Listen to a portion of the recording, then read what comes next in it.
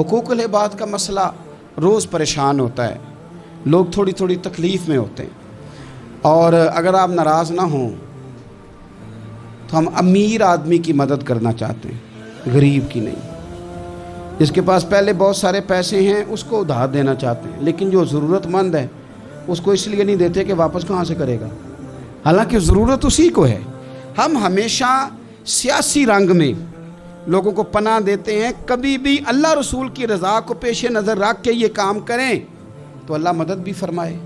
ایک بندہ بڑا امیر ہے تو وہ تیسری بلڈنگ کا لینٹر ڈال رہا ہے تو اس کو سارے پوچھ رہے ہیں کوئی حکم ہوا تو بتانا، بھئی اس کے پاس پیسے ہیں تو تیسری شروع کر لیا نا، تمہیں کیا حکم بتائے۔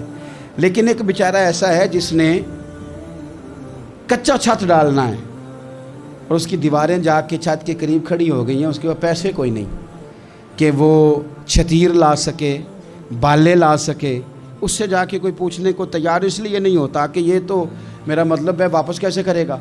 ہم نے یہ کیا ہے کہ ترجیح دی ہے دنیا داری کو، ترجیح، اور اس کا نقصان دن بدن یہ ہوا ہے کہ معاشرے میں اخوت، بھائی چارہ، پیار، فراخ دلی بدلتی جا رہی، ذاتیات کی جنگ ہے، اس کے اندر روز بروز ہم آگے بڑھتے جا رہے ہیں، روز بروز۔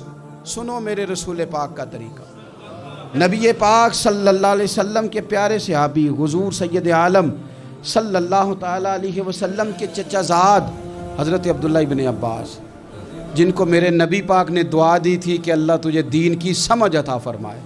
اس امت کے سب سے بڑے مفسر قرآن، مفسرین کے امام حضرت عبداللہ ابن عباس رضی اللہ تعالیٰ عنہ مسجد نبوی میں اعتکاف بیٹھے ہوئے ہیں، حضور کے روضہ انور کے پاس اعتکاف بیٹھے، کریم محبوب علیہ السلام کے قدموں میں۔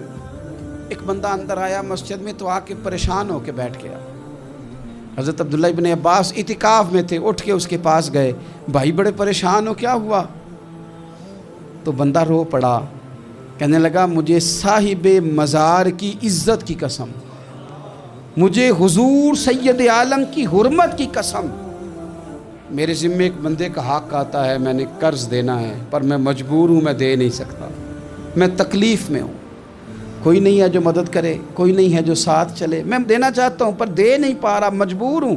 وہ تیری آنکھ ہو یا سنگ ملامت کی چبھن، کون پہنچا ہے میرے درد کی گہرائی تک، درد کی گہرائی تک۔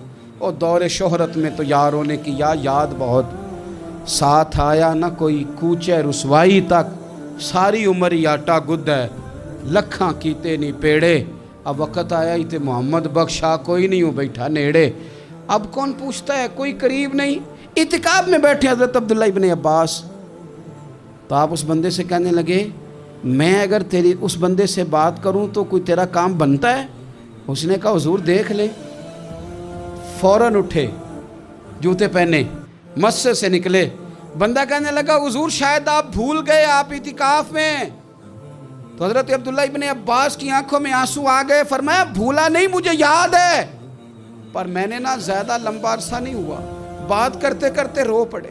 کہنے لگا لمبا عرصہ نہیں ہوا، میں نے صاحب مزار سے اس گنبد میں آرام کرنے والے نبی پاک سے سنا ہے کہ جو کسی بھائی کی ایک مشکل حل کر دے گا اللہ اسے 10 سال اعتکاف کرنے سے زیادہ ثواب عطا فرمائے گا۔ 10 سال کے اعتکاف سے اللہ زیادہ اجر عطا کرے گا۔ میں نے زیادہ عرصہ نہیں ہوا، ابھی لمبا عرصہ نہیں ہوا، میں نے حضور سے سنا، ابھی لمبا عرصہ نہیں ہوا، نبی پاک سے یہ بات میں نے خود سنی ہے کہ جو کسی کی ایک مشکل حل کرے 10 سال کے اعتکاف سے زیادہ ثواب ملے۔